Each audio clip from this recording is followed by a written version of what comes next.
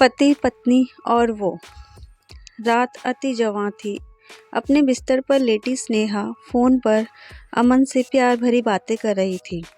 लेकिन अमन ने जैसे ही स्नेहा से अगले दिन होटल में मिलने की बात कही तो उसके दिल की धड़कनें तेज हो गई। उसे समझ नहीं आ रहा था कि वो उसकी बात का हाँ में जवाब दे या ना में। अमन की बातों को सुनकर स्नेहा ने अपने कांपते होठों से कहा, स्नेहा, होटल? कौन सा होटल? अमन, होटल ब्लू डायमंड। स्नेहा, कुछ गड़बड़ तो नहीं हो जाएगी अमन?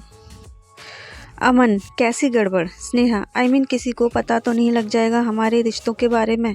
अमन, डर लग रहा है स्नेहा बहुत, तो मिलना कैंसिल कर दें? स्नेहा थोड़ी देर खामोश रही।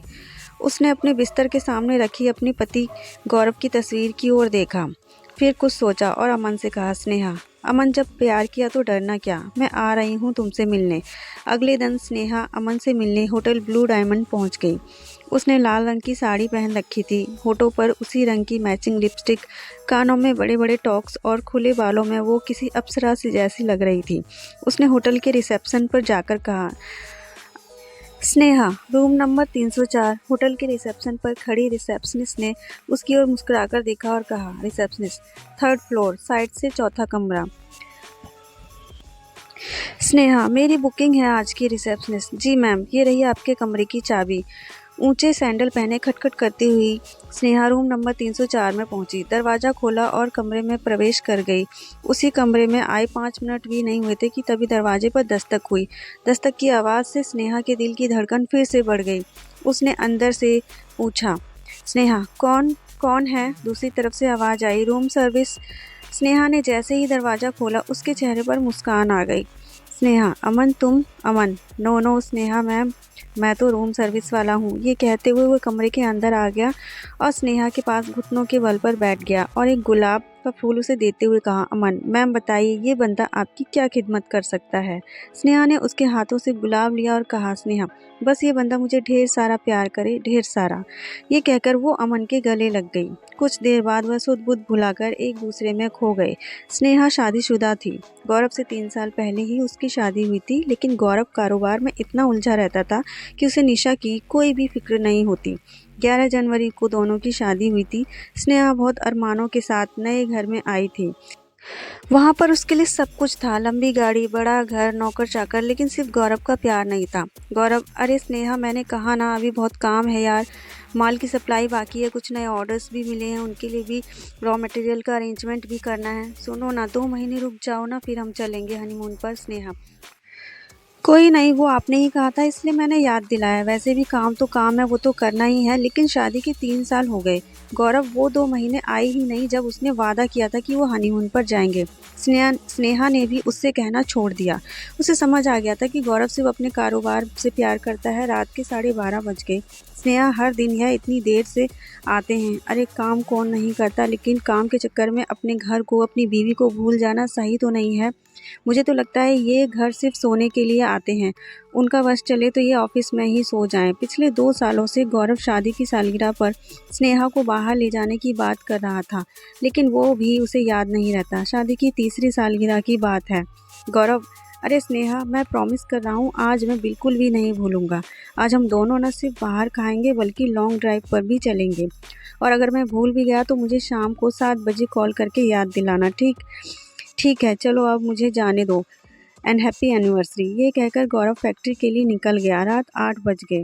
गौरव घर नहीं आया। स्नेहा ने उसे कॉल किया। स्नेहा, क्या हुआ गौरव, आप अभी तक निकले नहीं? 8 बज गए हैं। गौरव, स्नेहा, माय डियर वाइफ, मैं भूला नहीं हूँ, थोड़ी देर और यार, मैं निकलता हूँ। एक काम करो, तुम ड्राइवर को बोलो तुम्हें होटल सनशाइन में छोड़ दे, मैं तुम्हें वहीं मिलता हूँ। स्नेहा होटल सनशाइन में पहुँच गई। वहाँ पहुँचकर उसे 10 बज गए, लेकिन गौरव नहीं आया। उसने 2 बार उसे कॉल भी किया, लेकिन उसने उसका कॉल कट कर दिया। स्नेहा, गलती मेरी ही है, मैं ही उनसे कुछ ज़्यादा ही एक्सपेक्टेशन लगा लेती हूँ। उनकी पहली प्रायोरिटी उनका काम ही है। स्नेहा ने घड़ी की ओर देखा, 10:30 बजने वाले थे। उसने एक बार और कॉल किया। इस बार गौरव ने कॉल पिक कर लिया। गौरव, क्या तुम बिल्कुल स्टूपिड हो क्या? अरे मैं यहाँ काम में बिजी हूँ और तुम कॉल पे कॉल किए जा रही हो। स्नेहा, लेकिन आपने तो मुझे यहाँ होटल सनशाइन में वेट करने के लिए कहा था। गौरव, हाँ हाँ कहा था, लेकिन काम भी तो है, उसे छोड़कर आ जाऊँ?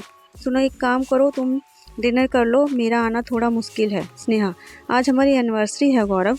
गौरव, हाँ तो क्या हुआ, तुम अकेले एंजॉय कर लो ना स्वीटहार्ट। चलो अब मैं फ़ोन रखता हूँ, मुझे बहुत काम है। गौरव की बातें स्नेहा के कानों में गूंजने लगी। अकेले एंजॉय कर लो ना। उसकी आंखों में आंसू आ गए। वो अपने टेबल से गुस्से में उठी और होटल के से घर वापस जाने के लिए निकलने ही वाली थी कि एक बहुत ही हैंडसम लड़का उसके पास आया और बोला। लड़का, excuse me ma'am, my name is Aman. आप किसी का वेट कर रही हैं क्या? स्नेहा, आपको उससे क्या मतलब? अमन, देखिए मुझे गलत मत समझिए, मैं बहुत देर से आपको देख रहा हूँ कि आप परेशान हैं, किसी को बार बार कॉल भी कर रही हैं, कोई आने वाला है क्या? अमन की बातों को सुनकर स्नेहा फूट पड़ी। उसकी आंखों से आंसू सारे बांध तोड़कर बहने लगे। अमन, क्या हुआ मैम, आप रोने क्यों लगी? कोई प्रॉब्लम तो है तो मुझे बताइए ना। पता नहीं उस घड़ी ऐसा क्या हुआ, स्नेहा का अकेलापन का दुख उसे संभाला नहीं गया। उसने सारी बातें अमन से कह दी। अमन, जानते हैं किसी भी रिलेशनशिप को बांधकर जो रखता है वो है प्यार। इंसान कितना भी परेशान हो, अगर प्यार से कोई गले लगा लेता है ना, तो बड़ी से बड़ी परेशानी भी बर्फ़ की तरह पिघल जाती है। अफसोस कि आपके पास सब कुछ रहते हुए भी प्यार से गले लगाने वाला वो शख्स नहीं है जिसके गले लगकर आप सब कुछ भूल जाएं। अमन की ये पहली मुलाकात थी। उस पहली मुलाकात में अमन का जादू स्नेहा पर चढ़ गया था। अमन एक सिंगर था। उसकी एक बात थी जो स्नेहा को बहुत पसंद आती थी। वो जिस तरह से स्नेहा का ध्यान रखता था, उसकी केयर करता था, ये बात स्नेहा को बहुत अच्छी लगती थी। अमन को भी स्नेहा बहुत पसंद थी। हालांकि दोनों ने कभी एक दूसरे को खुलकर नहीं कहा, लेकिन आखिर कब तक वो इससे दूर रहते। एक दिन अमन ने ही स्नेहा को प्रपोज कर दिया। स्नेहा, अमन तुम जानते हो ना मैं शादीशुदा हूँ, फिर भी मुझे प्रपोज कर रहे हो? अमन, क्या मैं एक शादीशुदा से प्यार नहीं कर सकता? क्या ये किसी किताब में लिखा है? स्नेहा, किताब में तो नहीं लिखा है, लेकिन समाज में तो ये गलत समझा जाता है। अमन, किस समाज की बात कर रही है स्नेहा? प्यार करने से कोई समाज किसी को नहीं रोक सकता। अरे प्यार ही वो शक्ति है जिससे आपका समाज चलता है। अगर उसे ही निकाल देंगे तो फिर क्या बचेगा? अमन की बातें स्नेहा को समझ तो नहीं आई, लेकिन वो अमन के बिना नहीं रह सकती थी। दोनों छिप छिप कर मिलने लगे। उन्होंने सारी सीमाएं भी कई बार लांघ दी। उसे नहीं पता था कि अमन उसका यूज़ कर रहा है। उसने स्नेहा से लाखों रुपए ऐंठ लिए थे और वो उससे अय्याशी करता था। अमन, सोने के अंडे देने वाली मुर्गी हाथ लगी है मेरे, अपनी लाइफ तो बिल्कुल सेट है। हालांकि कभी कभी स्नेहा को भी लगता था कि अमन उससे बार बार पैसे क्यों मांगता है। उसे ये भी लगता था कि वो अपनी पति को धोखा दे रही है, लेकिन उस रिश्ते में उसे अब घुटन सी होने लगी थी। इसलिए अमन का साथ उसे अच्छा लगता था। लेकिन आखिर अमन और स्नेहा का रिश्ता कब तक छिपता? आखिरकार गौरव को लोगों द्वारा अमन के बारे में पता लग गया। उसे ये भी पता लग गया कि अमन बहुत ही बदमाश किस्म का लड़का है। उसने शहर की और भी कुछ औरतों से ऐसे ही नाजायज़ संबंध बना रखे हैं। वो पहले उनका फ़ायदा उठाता है और बाद में उन्हें ब्लैकमेल करता है। गौरव अमन की असलियत स्नेहा को बताने वाला था, तभी एक दिन अमन ने 10 लाख रुपए स्नेहा से मांगे। स्नेहा, 10 लाख? मेरे पास इतने रुपए नहीं हैं अमन, और मैं अपने पति से इतने पैसे मांगूं तो उन्हें शक हो जाएगा। अमन, वो सब मैं नहीं जानता। नहीं, मुझे पैसे चाहिए। अगर तुमने मुझे पैसे नहीं दिए तो मैं तुम्हारे पति से पैसे मांग लूँगा। स्नेहा, ये तुम क्या कह रहे हो? तुम तो मुझसे प्यार करते हो। अमन, मैं प्यार सिर्फ पैसों से करता हूँ स्नेहा, पैसों से। पैसे दो, नहीं तो मैं तुम्हारी इज्जत नीलाम कर दूंगा। स्नेहा, नहीं, तुम ऐसा कुछ मत करना।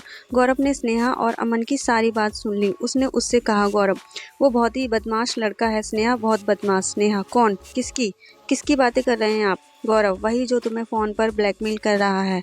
उसके बाद गौरव ने अमन की सारी असलियत स्नेहा को बताई और उससे कहा, गौरव, स्नेहा, क्या कमी रखी थी मैंने तुम्हारे पास? महंगी से महंगी गाड़ी, बड़ा बंगला, नौकर चाकर की लाइन लग रखी थी तुम्हारे आगे पीछे। बोलो, इससे ज़्यादा और मैं तुम्हें क्या दे सकता हूँ? स्नेहा, प्यार। प्यार नहीं दिया तुमने कभी मुझे।